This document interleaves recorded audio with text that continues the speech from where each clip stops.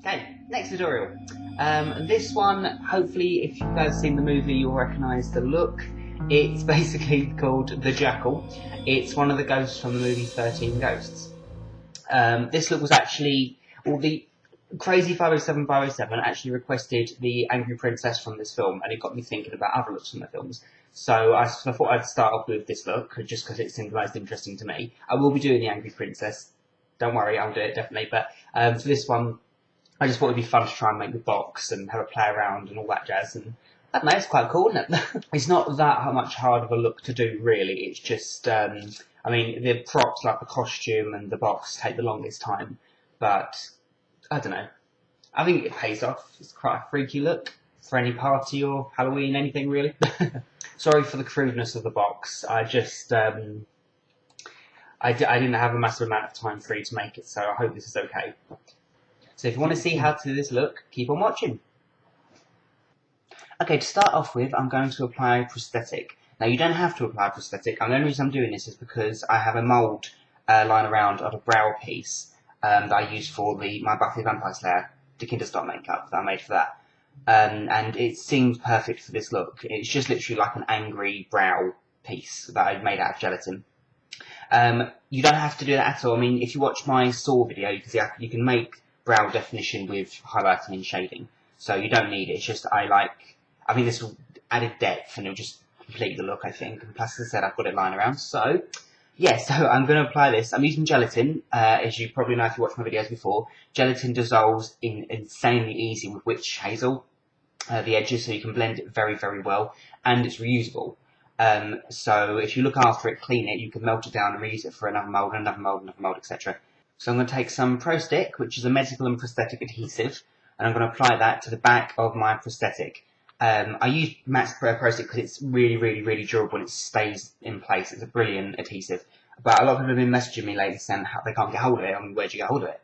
And honestly, it's very difficult to get hold of. I mean, unless you know where you're looking, where to look for. I mean, I get mine at Charles Fox in London, and I can order it directly from the Charles Fox website. I don't know if they ship internationally, but I mean, you don't have to use Prosthetic. I mean, you can use spirit gum.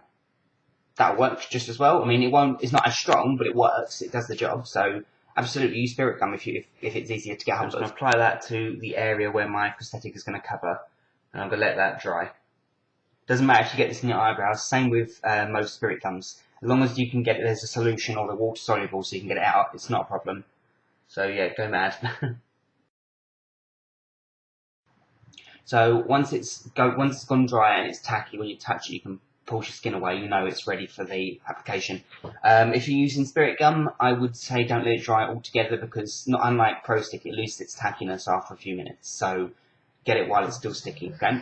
So I'm going to apply my prosthetic. I'm going to line it up and just pat it down. Okay.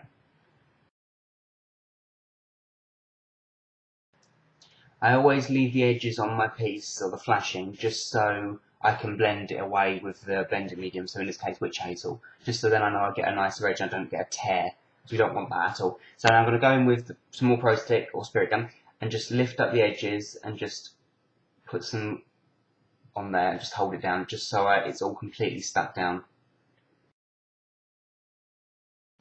Okay, so once the edges are all dried and stuck down, I'm going to take some witch hazel.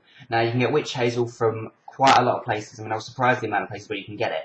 I mean, I can get it at any of my local supermarkets. I mean, you can get it at chemists, and it's witch hazel just for cuts and, well, no, not cuts, it's for bruises and sprains and stuff like that. It's really weak stuff, but it dissolves gelatin amazingly, which is why I always use it on the edges. So I'm going to take a cotton bud, soak it in the witch hazel, not too much, because you don't want it to run down a prosthetic, and I'm just going to roll the edges, just tapering it off. Like that, and the edges will just start to disappear, which is why it's really important to have such thin edges on your prosthetics, otherwise you just can't blend it. Okay, once that's dry we can start on the foundation.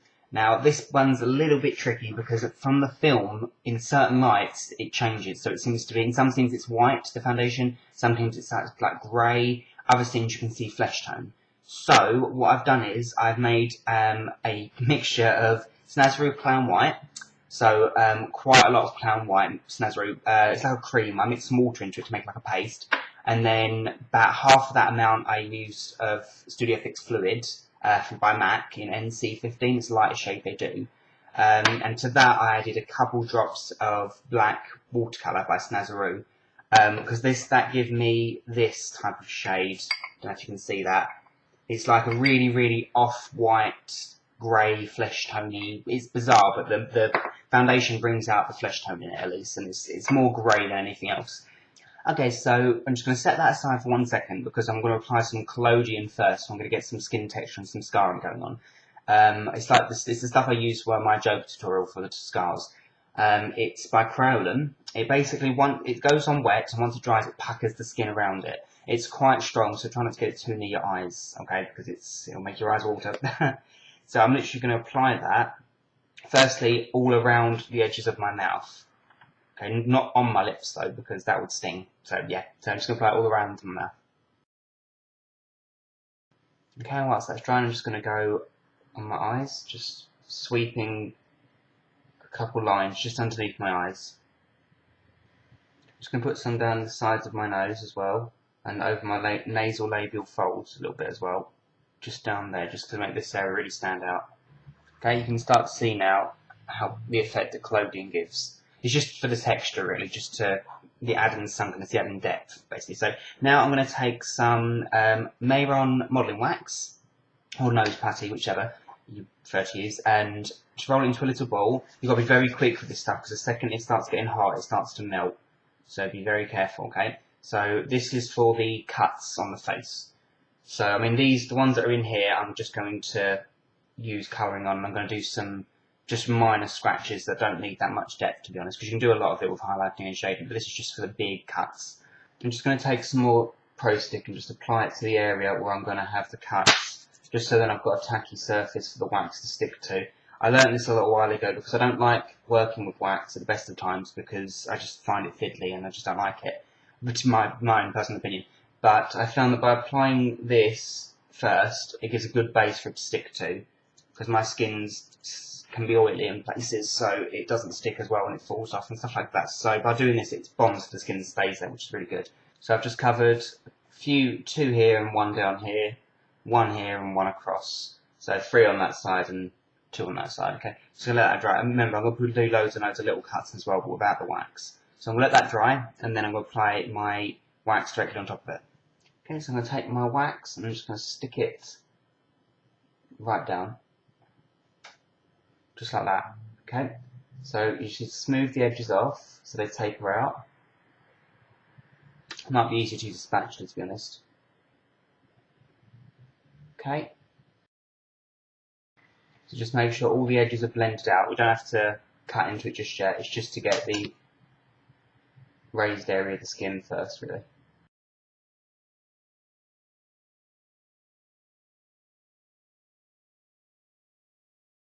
Okay, and then I'm going to take my spatula. I mean, you don't have to use anything that's sharp edge, well, not like a knife, obviously. God, don't do that. Like a cocktail stick or something like that, just to score in down the centre of each one. Okay, so now I'm going to go in with my foundation. Remember just to dab over the prosthetics.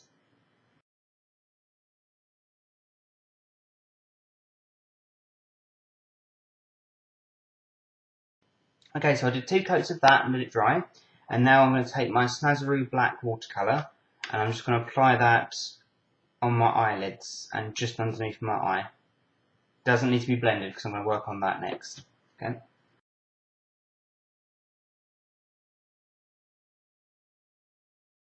Okay, so there's no real shape to it, just as long as it's higher and lower. So it's a circle, it's an oval, but higher at these points. Okay, so now I'm going to take some Grimas black cream. I'm going to take a big old fluffy brush, or a little fluffy brush, and I'm just going to go around the edges really rough until it's blended outwards.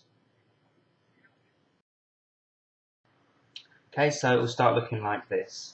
So it's just a really messy, smoky eye.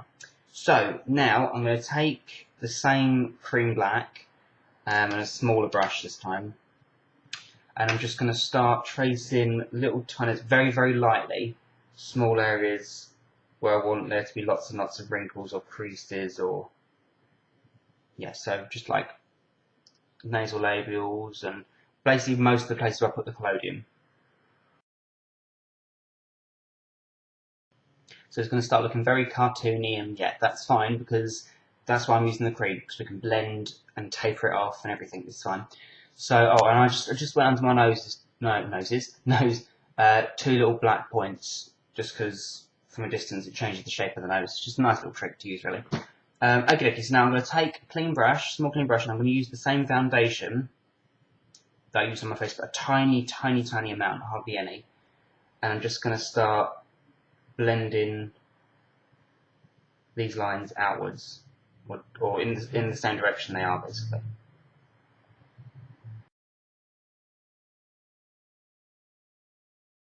Okay, so it's starting to look very old agey, basically. It's not meant to be, it's just all wrinkles and frowns and angle lines and that kind of stuff. Don't get too hung up on it, because it's not meant to be it's not meant to be exact, it's all messy, it's just wrinkle lines. You're not going to see a lot of anyone with the cage and the wig on and the scars and everything, so yeah. But okay, next step, I'm going to use a bruise wheel. Now, this bruise wheel I'm using is by Kryolan, and just because it has a really, really nice deep red cream in it, which is what I'm going to use for the cuts. So I'm going to just take this red and I'm going to trace down the middle of all of these cuts, the wax cuts that are on my face. Okay, so we'll start looking like that. Then I'm going to take the colour again and I'm just going to make some fake ones, just some small lines, just some random places. And then I'm going to take just some dark purples of the bruise wheel, just to add to the centre of each piece, make it seem deeper. Okay. I'm just going to add some of the black in the mouth, just to make it look darker and grosser. This in the edge of the lips. Then just taking some good old-fashioned fake blood, and I'm just going to apply that all over the wounds. Remember to taper the edges off of each cut, just stroke down so that it looks more like a gash.